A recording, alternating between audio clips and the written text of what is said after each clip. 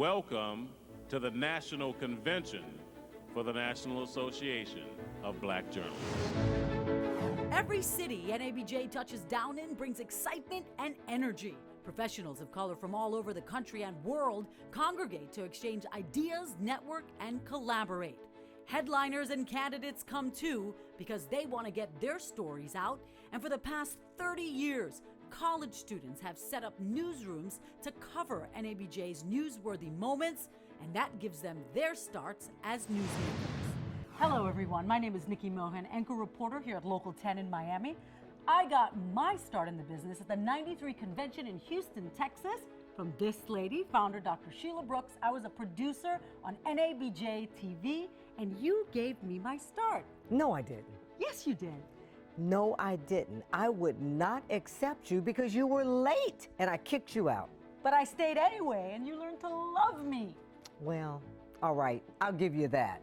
So let me tell you how the project really started. In 1990 in Los Angeles, a few hardworking, selfless professionals and we came in and we took the next generation of journalists and we gave them a realistic idea of how the business worked.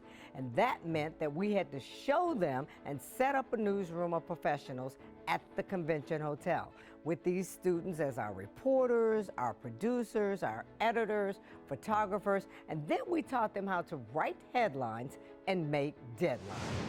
My name is Leslie Foster, and I'm now the main anchor at WUSA 9. I anchor the evening shows in the 11 o'clock. Leslie Foster is now a household name in Washington, D.C., and an accomplished journalist. 2 decades ago, this is the college student Leslie Foster that walked into an NABJ-TV newsroom in 1994, and she was late. If you know Sheila, you know you are not late and you are where you need to be when you need to be there. So I spent half my time trying to change her first impression of me. She soon found out as a reporter on the NABJ student projects the importance of being on time and making the deadline.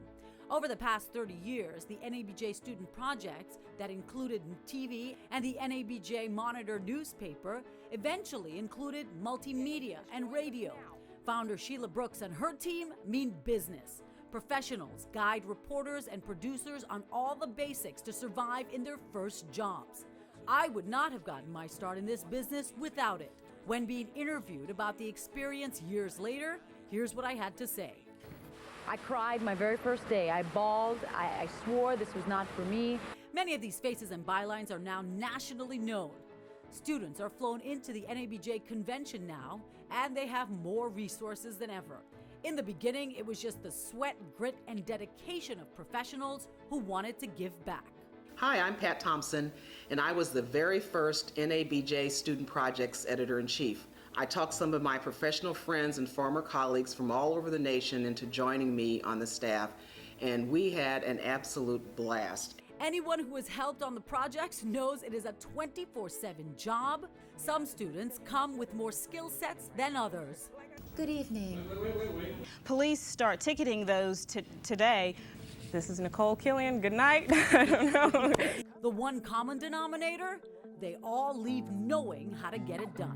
Now the intensity of play among the men here is high. I've been in the business 22 years now, and I got my start in the student project for NABJ back in 1997. NABJ-TV's own Sheila Brooks competed today, and I heard she did fairly well, so congratulations, Sheila. That was the first time doing the student project in Chicago was the first time I really got to put who, what, when, where, why, and how together and put it on the air and see how it's done.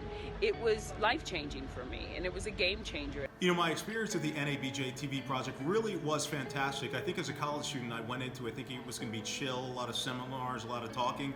It really was hands-on, though, with the professionals really putting us through our paces. I learned so much about deadlines, how to write conversationally, and ethics. I think it really is what college students need to go through to really become good journalists. In every city, professionals at local TV stations dedicate their staff and dinner breaks to tape the newscasts that are then shown at the convention. Now, convention goers can follow the event online and on social media. Students learn skills that help in the news industry and beyond. Just ahead, a special night of gospel at Chicago's House of Blues. And back in the mid-90s, I was in the NABJ Student Project. And while I'm not in journalism anymore, all the things I learned in journalism have suited my career so well. Hi, I'm Rodgers. I did student projects in 2009 and 2011. I am currently the morning and noon anchor at WPLG-TV in Central Georgia. Now back to Miss Leslie Foster.